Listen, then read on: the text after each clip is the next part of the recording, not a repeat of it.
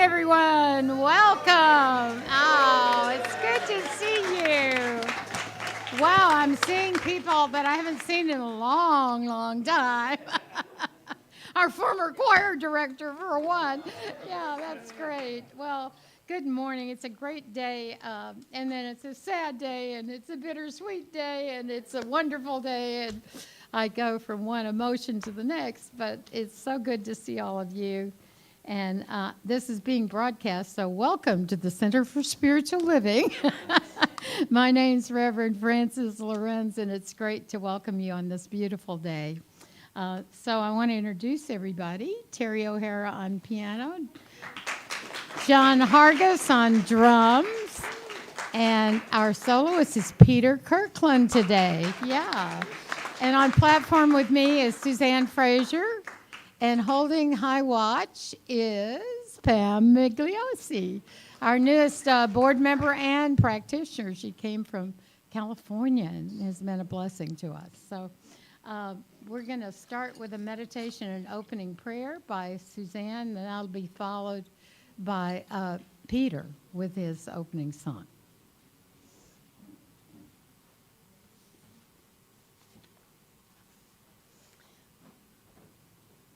I'm going to start the meditation with a reading from this wonderful little book, if you don't have it, called 365. It's a affirmation and prayer for every day of the year. And today's is appropriate, considering we are saying hello and goodbye. Saying hello to so many faces that we haven't seen for a while. Gosh, it's great to see all of you beautiful people. And so if you wanted to close your eyes and center yourself, and this meditation is going to circle around water, being on the water, even in the water. But it could be a kayak, a canoe, a paddleboard, a speedboat, a sailboat, a powerboat, a ferry boat. So I just ask you to hold that, whatever that little vehicle in the water is for you. And say, I lift up my bowl of acceptance that it may be filled with the divine gifts. I embark upon the sea today of experience, knowing that the heavenly pilot is at the helm. I seek the bold adventure of discovering new lands, realizing that there is a place within me where thought springs spontaneous, from the infinite and where the idea and the thing emerge into one. I permit the inspiration of the divine creative genius of the universe to impart new ideas, to create new scenes, to enlarge all of my horizons. I feel that the ocean beneath me is teeming with life, and that the air is vibrant with invisible forces. My boat rides safe and sure, and even now I am entering the port of attainment.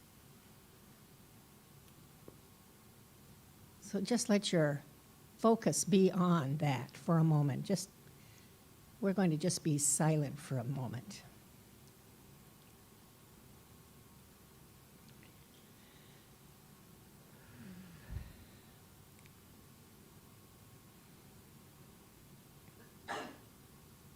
And so today we know we are lingering with new thoughts, new ideas,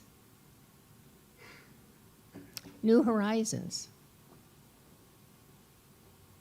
We know that in the very center of all of this is God at work.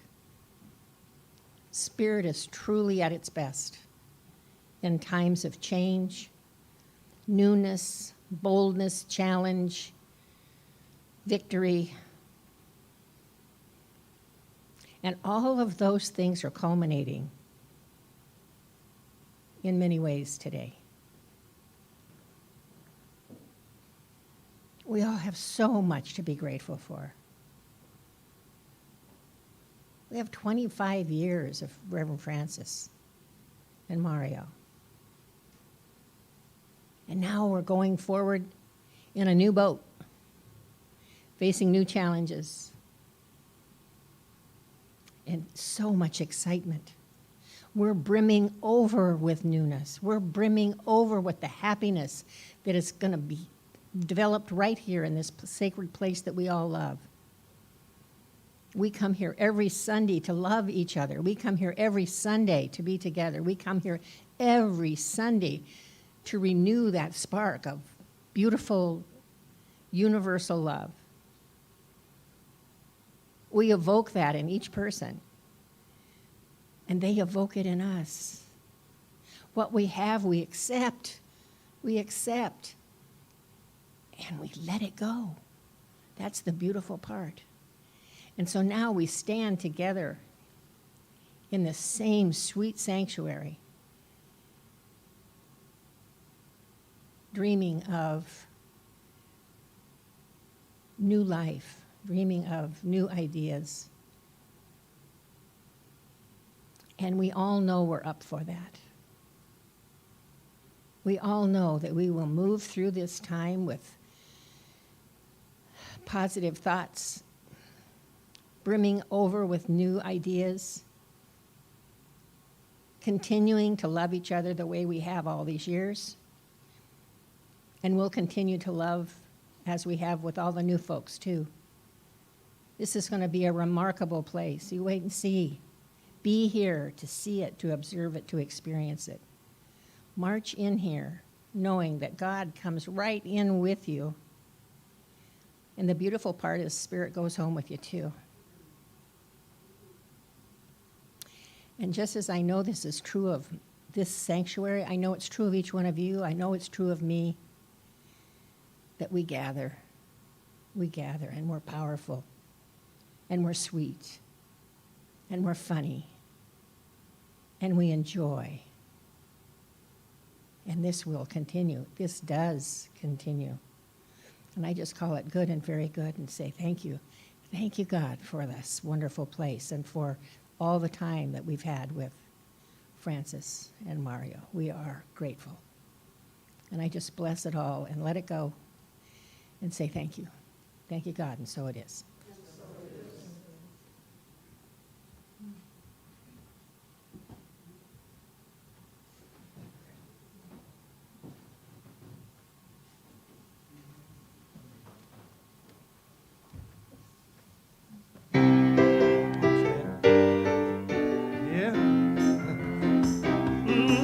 I let God do the work. I let God do the work. I let God do the work, and it works every time. I let God do the work. I let God do the work. I let God do the work, and it turns out right. I let God bring me joy. I let God bring me joy. I let God bring me joy, and it turns out right.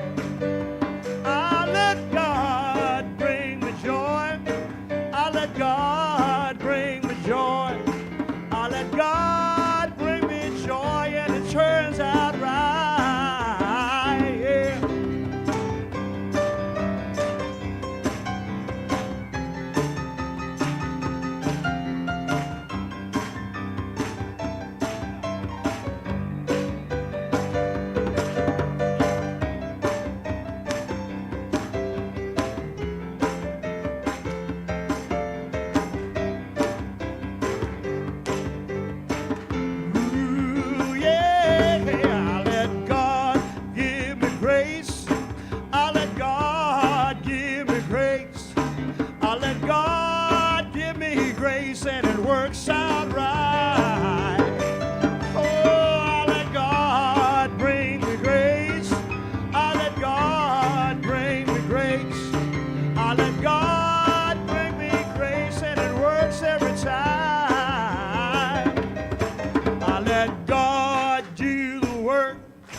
I let God do the work. I let God do the work, and it works out right. Come on. I let God do the work. Hey, I let God do the work. I let God do the work, and it works out right. Everybody, come on. I let God do the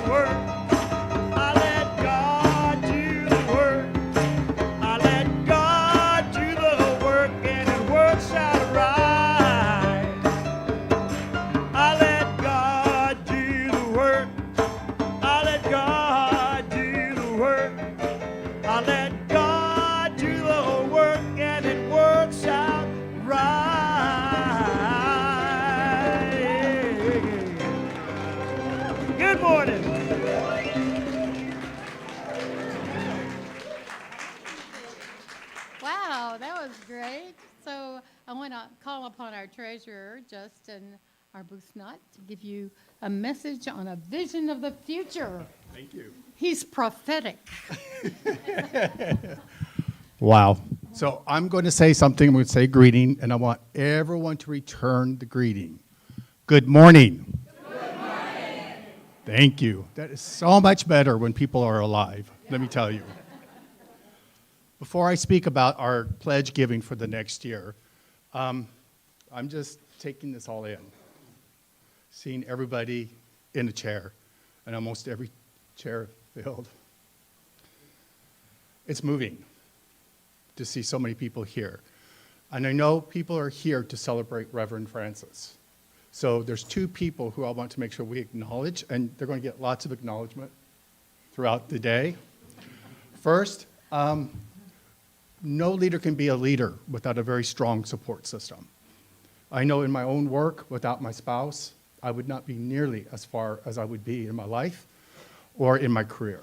So first, I would like Mario to stand up. And we'd like to acknowledge you.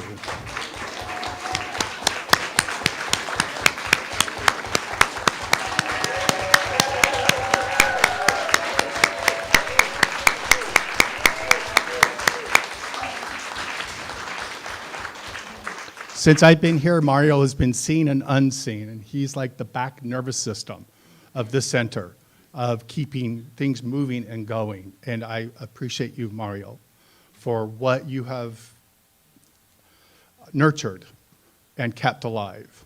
And then I would also like to acknowledge Rev.Frances Lorenz for 25 years of tireless service.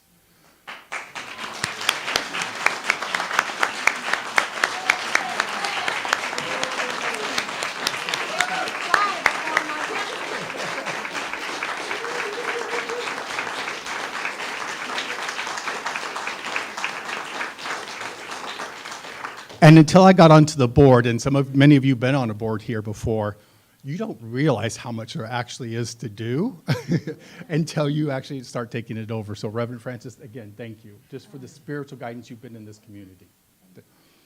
All right, now we're looking to 2023. And this is the last day of our pledge drive. And with your pledges gives us an idea of what we can do in moving forward.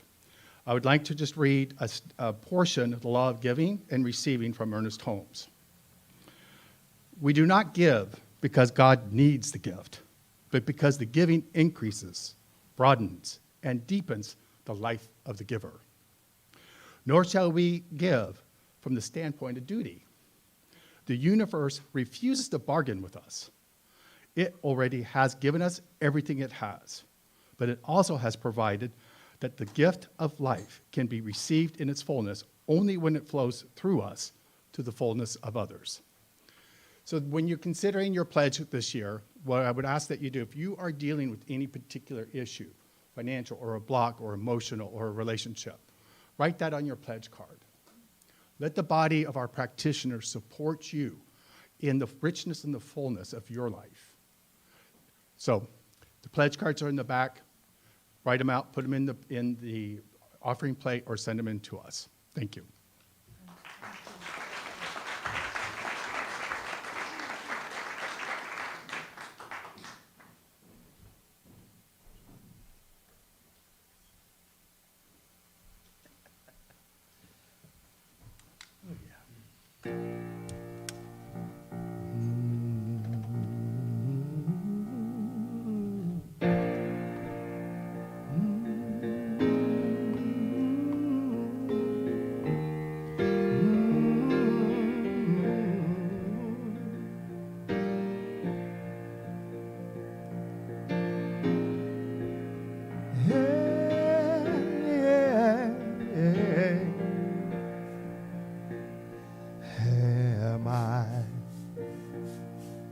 Strong enough to bear the burdens that sometimes come living this thing called life?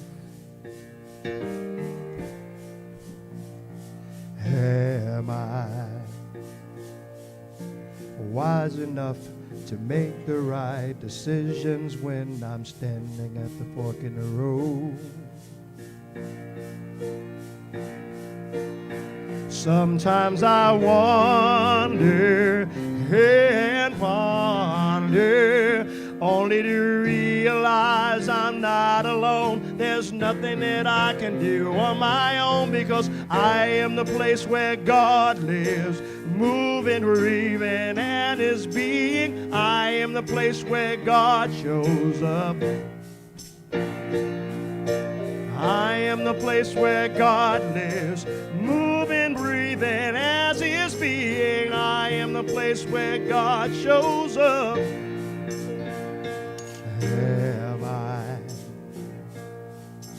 Have enough to make the right things that I need to do for myself? Will I have the mind, the faith and body, and all the things I need to do right now? Sometimes I ponder and wonder, only to realize I'm not alone. There's nothing I can do on my own, because I am the place where God lives, moving, breathing, as He is being. I am the place where God shows up. I am the place where God lives, moving, breathing, and is being. I am the place where God shows up. I am the place, you are the place, we are the place where God shows up. I am the place, you are the place, we are the place where God shows up.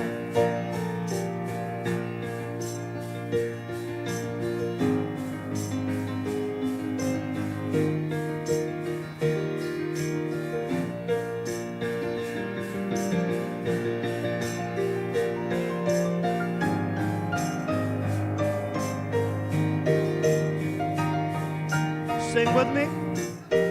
I am the place, you are the place, we are the place where God shows up. Yeah.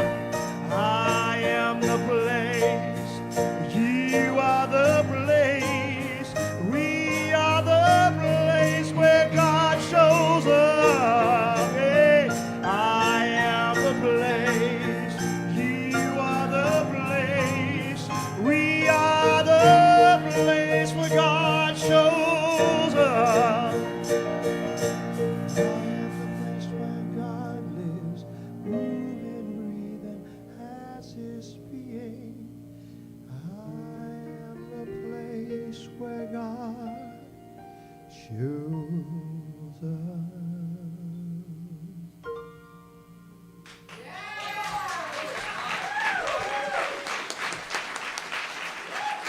Fabulous. Thank you, Peter. That's my all-time favorite song.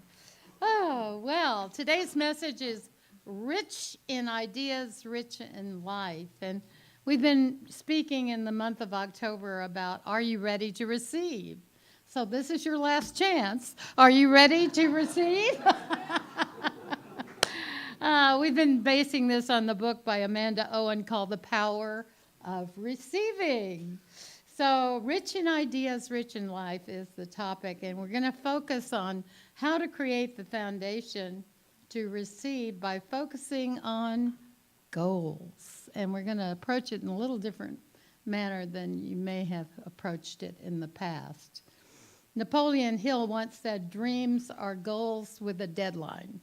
And Amanda Owen said, goals are those with whom you're in relationship. Have you ever thought of your goals as a relationship that you have? And they almost have their own existence. You know, once an idea comes to you and it's in your mind, it begins to have its own form, its own relationship, its own life. And you're in relationship with that idea, unless you abandon it totally.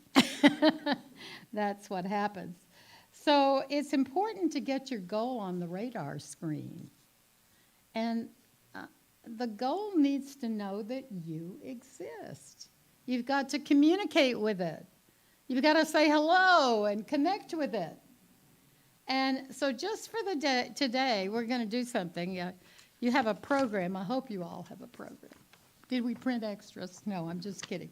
But there's a section of the program, that if anybody didn't get one, you need one, because it says notes. So we want you to take notes today. I want you to write a goal that you've got. And really, so we're going to just use one goal. You know, we're used to writing dozens and dozens of goals. But the idea is just to write one so that you can give it your undivided attention. Now, I want you to write right now because there's specific instructions about this. So it's like we have to have a focus. And it's like going to a lunch with an old friend, you know, and then they sit on their cell phone and send messages all the time they're with you. So goals don't like that very much. They would like to give you to give your full attention to them or to it. And so we're going to initiate the practice of taking just one goal from inception to completion. And most of our goals don't come to fruition because too little attention is paid on them. So are you ready to receive? Yes. All right. So we're going to write down one goal in a complete sentence. And it makes you get really clear about what you want. And you're not to agonize about this. You're just at the beginning of a relationship with your goal. And it will get clear as your needs and your goals, desires become clearer. So the other thing is that when you write a complete sentence, it forces you to be clear about what you want. So if you want to lose weight and you write down lose 10 pounds, that comes across as too lazy to write a complete sentence. So instead, write, my goal is to lose 10 pounds by the end of 4 weeks, okay? And not only would a personal trainer want to work with you if you had a goal like that, but your goal would be eager to work with you. So, all right, do you have a goal? So I want you to write it down in a complete sentence with a deadline.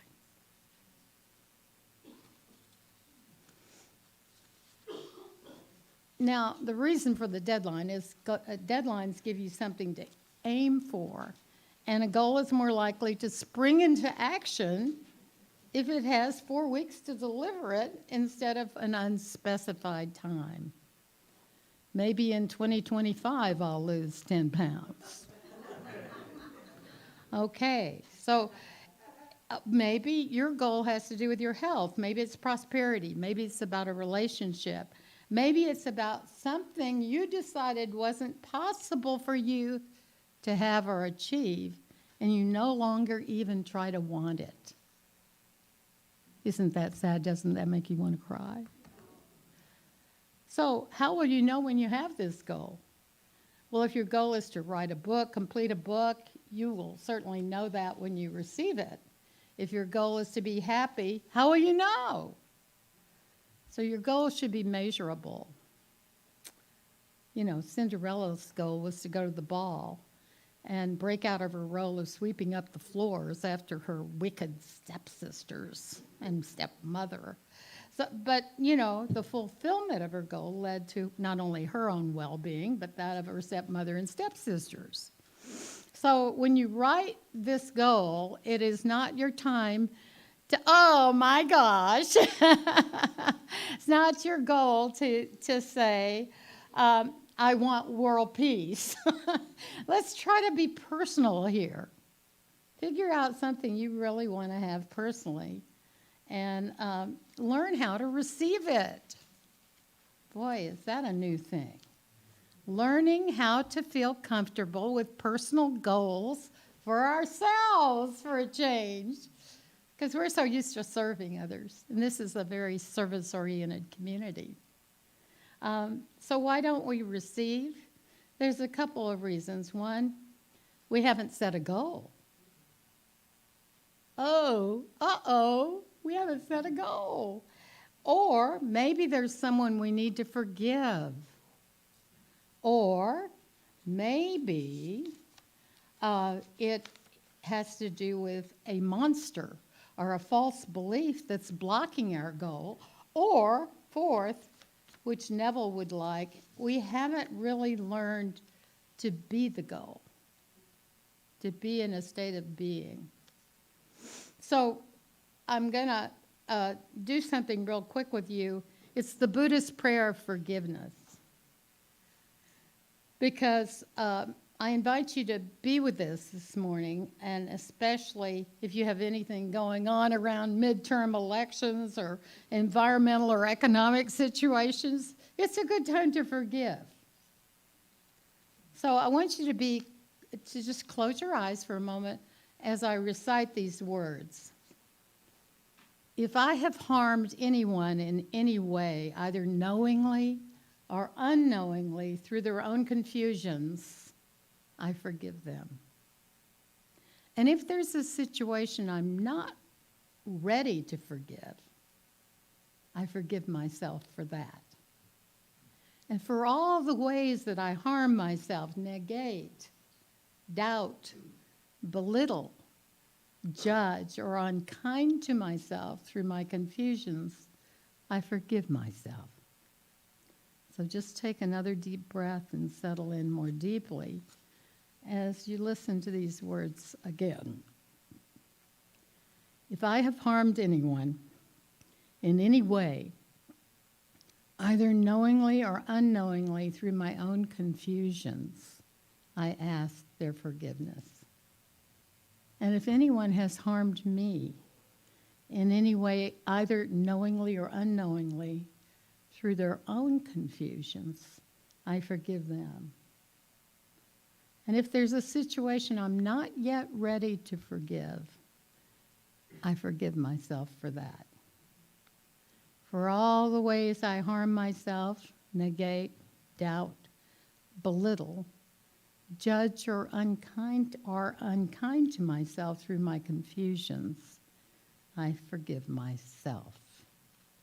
So just take a couple of deep breaths and bring your attention back to this room and open your eyes. So my friends, by doing that process, you've just created space for ideas, inspiration, clarity, and creativity to flow. Good job. So back to this issue of what's blocking the realization of our goal?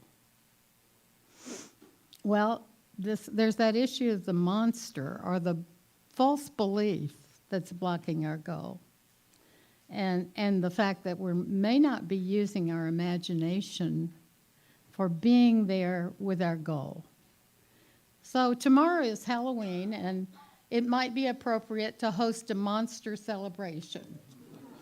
And just imagine that you are invited to a party that is held in your honor by someone who has disliked you, talked behind your back, disrespected, and devalued you. And we all have them, right? And this person calls you up and says, I'm so sorry not to have included you in my life. You mean a lot to me, and I'd like to show it by inviting you to a fabulous party. And I hope you'll do me the honor of attending. How would you react to the invitation? With caution? Or would you feel hopeful? So when you create a monster celebration, you're inviting parts of yourself that you may have cast out into that little circle, and you normally operate in the big circle. So you may have thrown them out through anger or disappointment or laziness or vulnerability or competitiveness or optimism. And these disowned parts of ourselves are monsters in the basement. And they represent everything behind the scenes and operate below our consciousness in that basement level. So things that are not acknowledged, we know very well, will make themselves known to you in subversive ways. Whatever your goal is, losing weight, getting a job, writing a book, finding a healthy relationship, these parts become energized and may be the gatekeepers that prevent you from reaching your goal. So in this pre-Halloween exercise, we're going to invite all the monsters that we've locked in the basement to a party. Oh, this is exciting. We will create a party for them. You know, I love events, so we will be skilled event planners today, okay? So we really want them to feel valued and welcome. And you might remember that classic children's book, Where the Wild Things Are, by Maurice Sendak. You know, I think the cover is this little boy in his bed, and there's all these really ghoulish monsters underneath the bed. So some would call having a monster party shadow work. Maybe Carl Jung would. But we're going to have a party, and it's going to be fun and interesting and revealing and very powerful. Okay, are you ready to party? Yes? Okay. So you have a goal, and something is getting in the way of it. Okay? You got that in mind? All right. Maybe it's something you've been trying to manifest for years. Think of that. What's something I've been trying to manifest for myself for years? And I want you to ask for the presence of one monster that has something to do with preventing this manifestation, and make it come forward. And now wait just a minute, it's going to come to the party. You don't even have to know who it is or what it is, but it will make itself known to you within the next 20 minutes. Isn't that exciting? So get comfortable in your chair and close your eyes and just imagine the setting for your party. Is it formal or casual? Is it at your house, at the dining room table, or is it in the backyard? Maybe you've gone to the beach, or you're at a lodge in the woods. Are there musicians? Who's there? Who's there? Is it just with close friends, or is it a huge gala? You really want to create a party that you would plan for your closest buddy. So give the monster in the basement a reason to come out and attend your party. And you want to know that they are great additions to your list. It's a welcome home party. Maybe the monster is a guest of honor. So now you're imagining every detail of your party, and the sky is the limit. Have fun. Look at how it's all set up. The presentation of the food, the menu, the beverages, the decorations, the theme, the setting. Are you ready to receive your monster? All right. I want you to go to the door to the basement in your house and invite just one monster to the party, just one. And as the monster enters the room, welcome it and then observe what happens.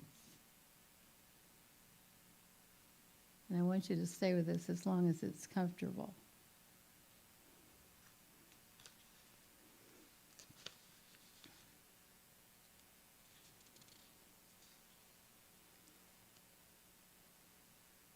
Okay, take a deep breath, and we're going to segue to the end of the party. The monster's ready to return to the basement, but before it leaves, it may want to tell you something or ask you a question.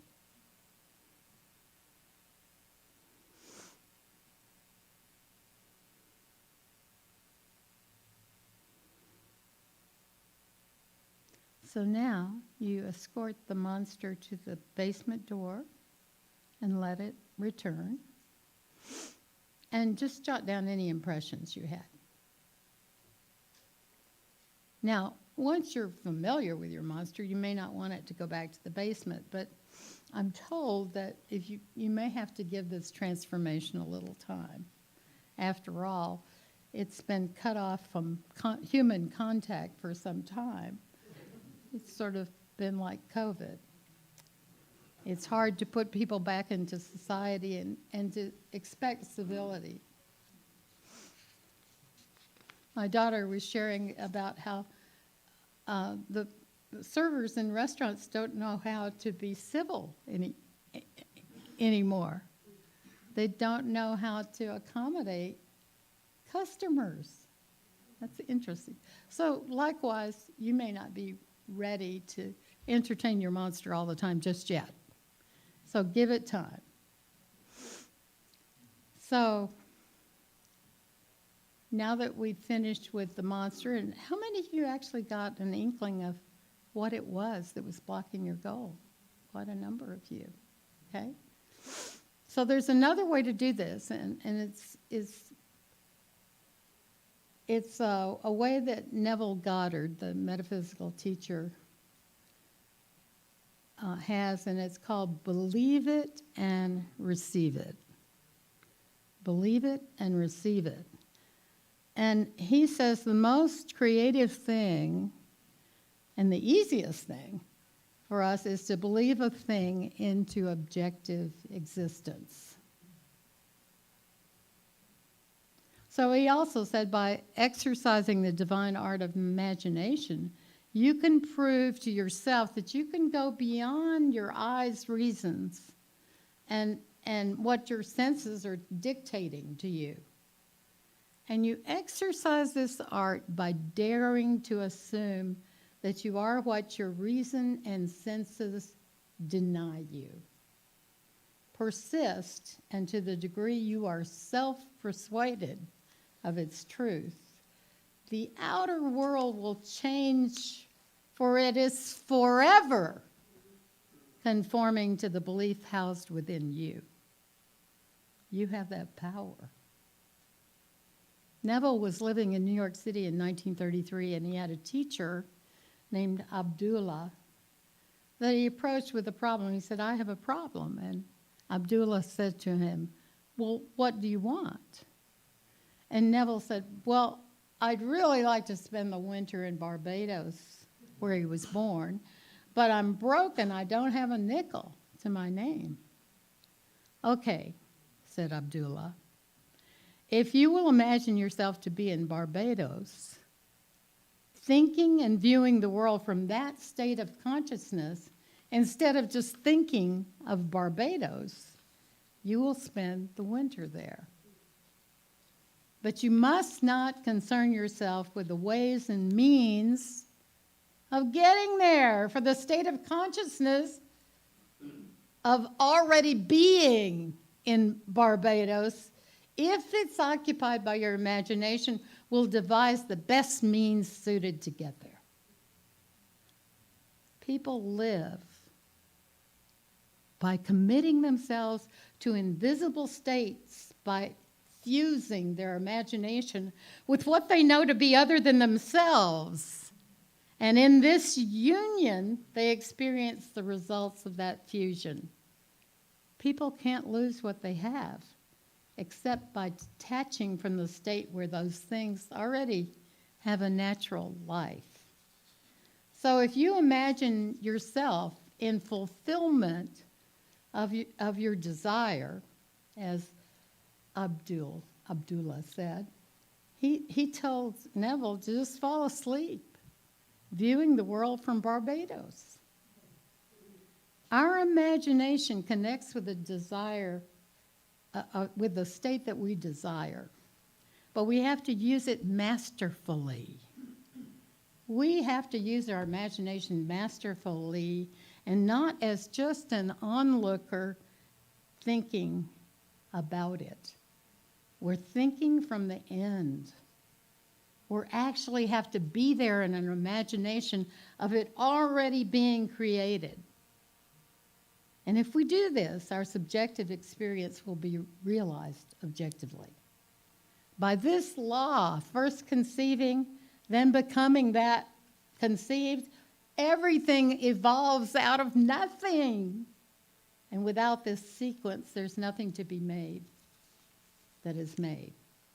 So by this law, first thinking of your desire and then becoming that which you thought, by believing you are that, all things evolve out of nothing. And without this sequence, there's nothing that is made that can be made. So think of your goal, believe you've achieved it, and your success will evolve out of your belief.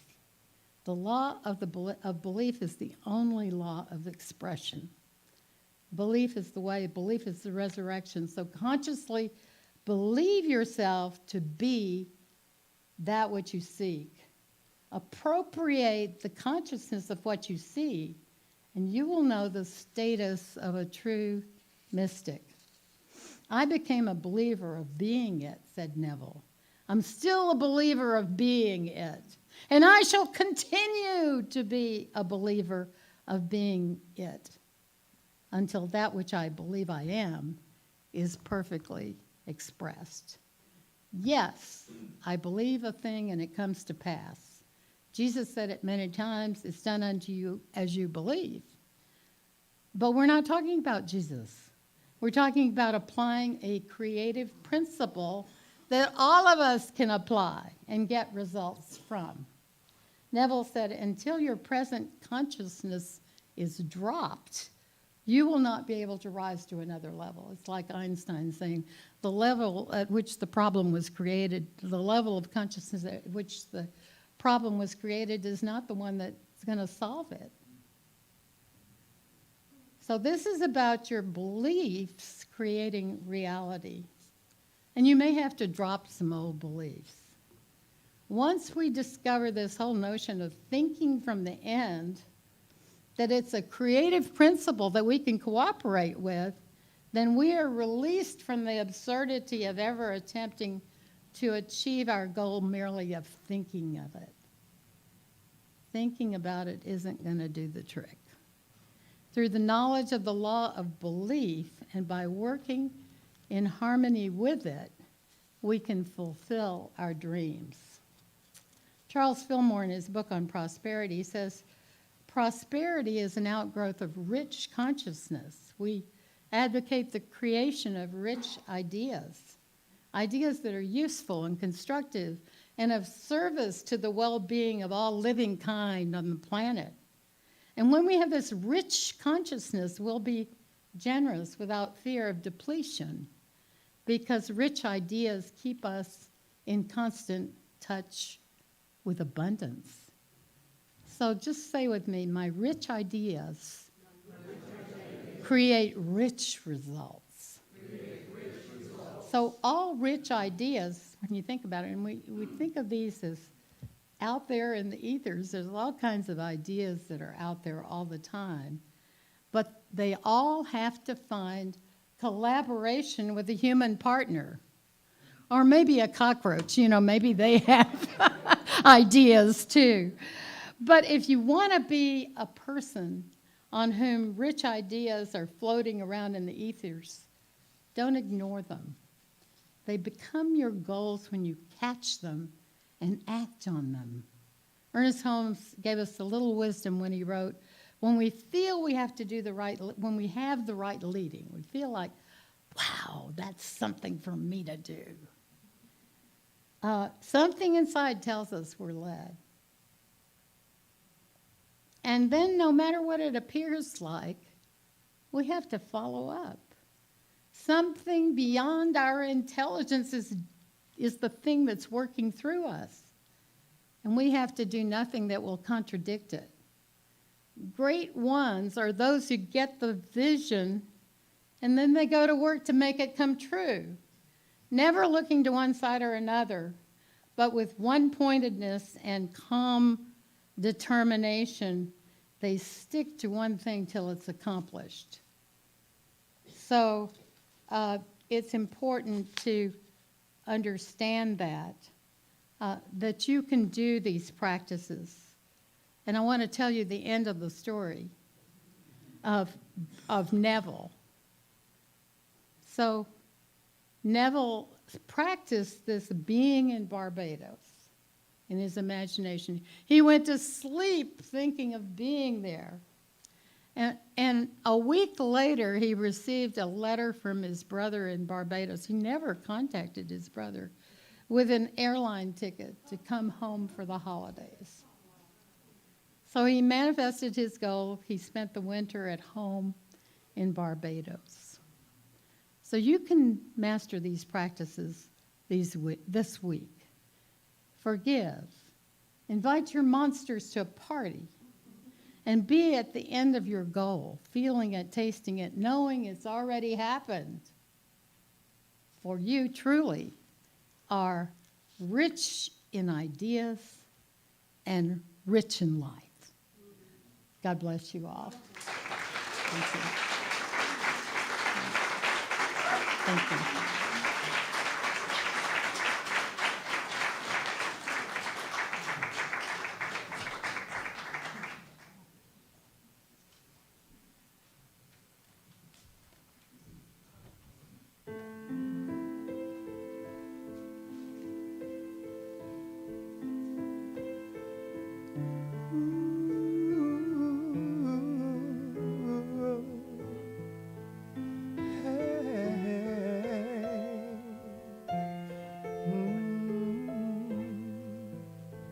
Let go of the shore and let the water carry you. Let go of the shore, float into the mystery. Let go of the shore and let the water carry you. Let go of the shore, float into the mystery.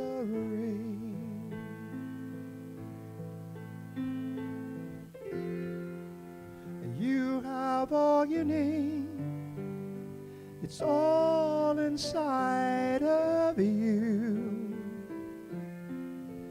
Close your eyes and breathe and know that you are safe. Let go of the shore and let the water carry you. Let go of the shore, float into the mystery.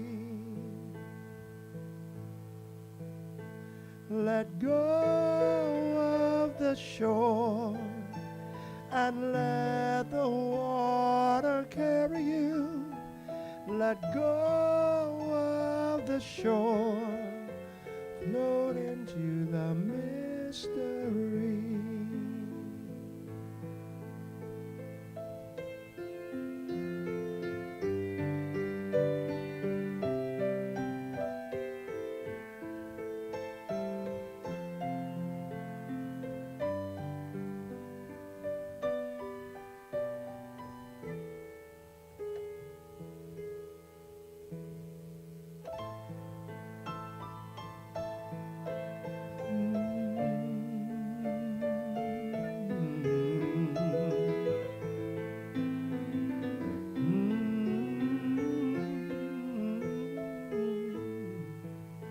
Let go of the shore and let the water carry you. Let go of the shore, float into the mystery.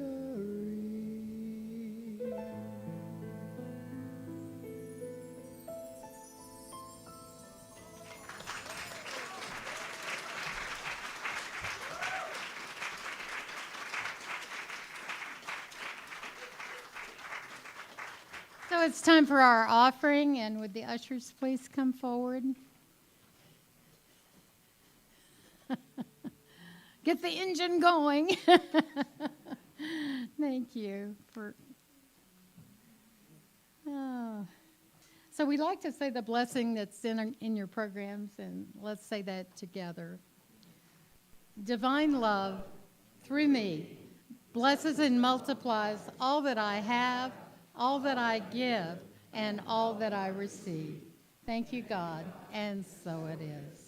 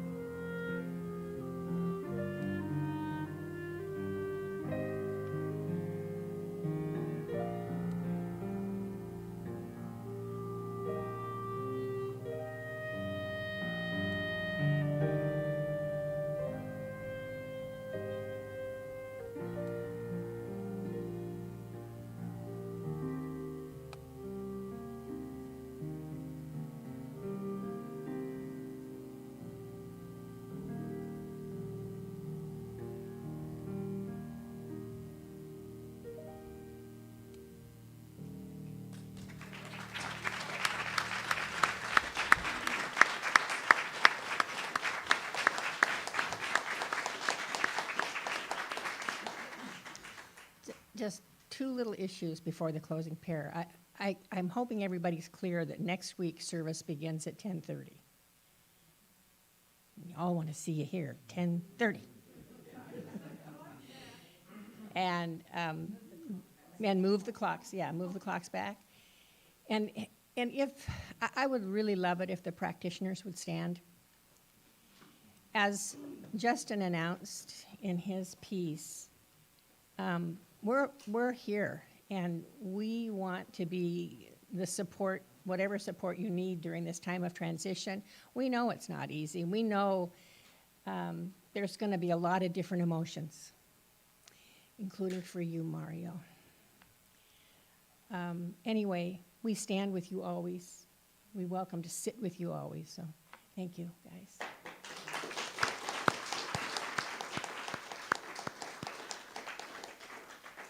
And is that Miss Laura I see back there?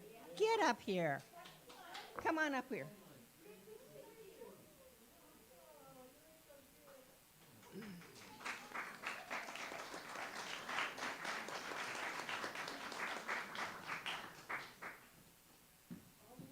All the way up. Come up here and hold my hand. Oh, I would love to. Okay, so we're going to do this healing prayer. Okay. And you can just break into it anytime you want. Okay. So right now, in this beautiful and suddenly very emotional moment for me, I bless each person here.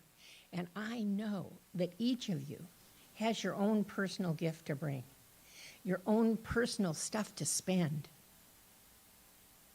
And that you stand now in this place of receiving as well as spending and giving. And that if there are issues, doubt, whatever it could be, challenge of some kind, it can all be taken care of. Because the God that lives in you is the same God that everybody points to out there. God lives within you. You're your own therapist in that regard. If you believe it, as Frances said, it's so. It is so. And I just want to say how grateful I am for this woman and her brave struggle she's had in the last couple of months. And here she is whole, absolutely whole and perfect. And I am grateful. You want to say something?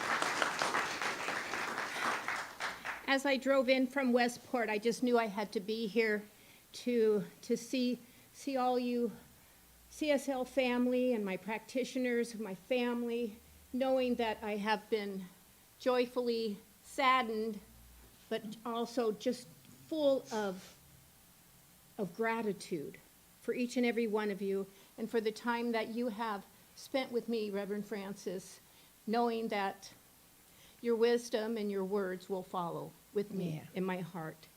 So I just know that each and every one of you are blessed beyond what you can even imagine that you can be blessed with.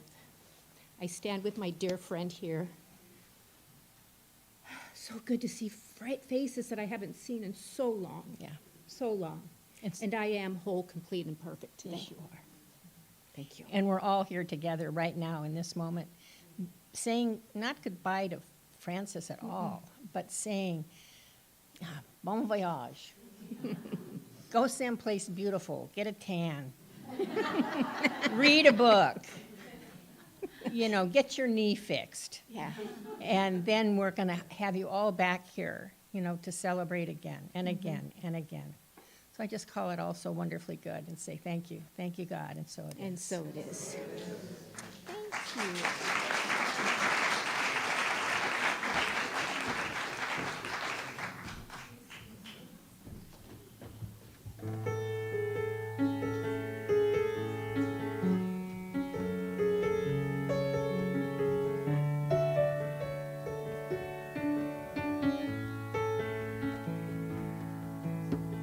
Thank you.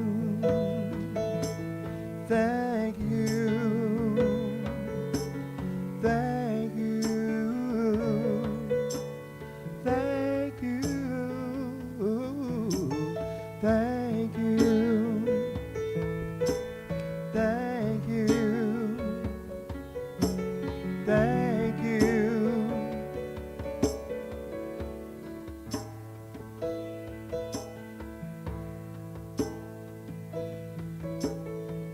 I promise from this moment to keep my heart wide open.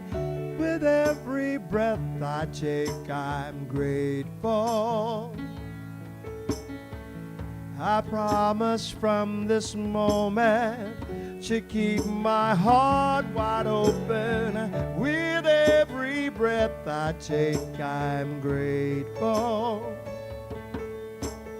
Thank you, thank you, thank you, thank you. With me, thank you, thank you, thank you, thank you. I promise from this moment to keep my heart wide open. With every breath I take, I'm grateful. I promise from this moment to keep my heart wide open. With every breath I take, I'm grateful. Grateful, grateful, grateful. I am grateful, yes, grateful, oh, grateful, grateful, grateful.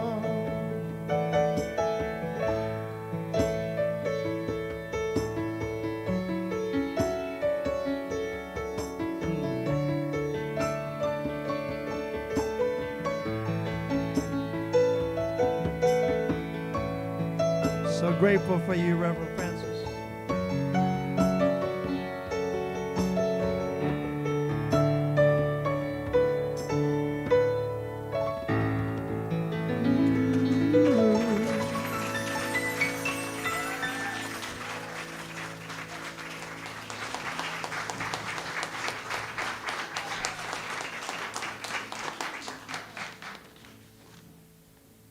So good morning, or I should say good afternoon.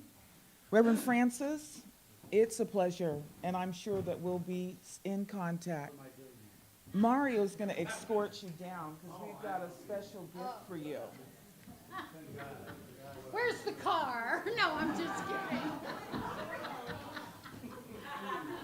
You want to come with me, or?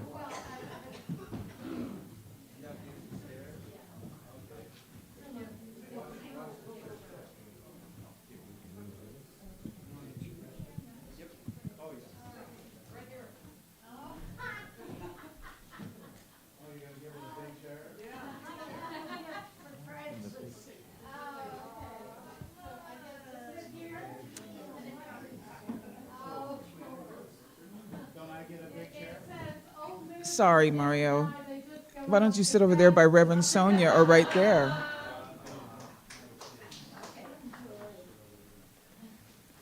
On this amazing day, we are delighted to present a special song written for you by Judy Grover, to be sung by our CSL Tacoma Choir, which last songs together were pro-COVID. But don't worry, they've been practicing a bit. Under the guidance of the choir director, Kevin Griffin. Our choir members are Cindy Lightman, Larry Anderson, Judy Grover, Susie Matthew, Terry Upshaw, and Vicki Simone. They are joined by the wonderful voices of our guest singers who have volunteered to be a part of our celebration today. Christina Brewer, Jim Valley, and Karen Polonsky. The choir is accompanied by our musical director, Terry O'Hara, on piano, Benny Yangco on clarinet, and John Harris on percussion. I want to give a special thank you for the choir for Vicky Simone for being the leadership of getting everybody together. You know, organization, sometimes it is a task. Let's schedule the time for rehearsal. Can everybody make it? Oh, you can't make it. Can you do so-and-so? I know. So Vicky, thank you. And thank you for every choir member. And so here is the beauty that you are for Rev.Frances Lorenz.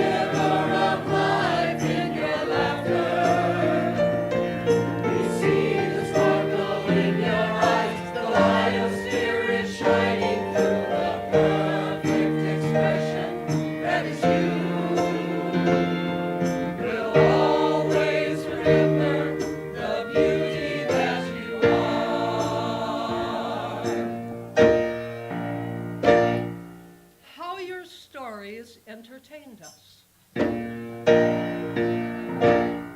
Your energy sustained us. You're the center of our center. And you're such a snazzy dresser. And Mario always laughs at your jokes. We see rainbows in your smile. We hear the river of life in your laughter. We see the sparkle in your eyes. The light of spirit shining through the perfect expression that is you. We'll always remember the beauty that you are.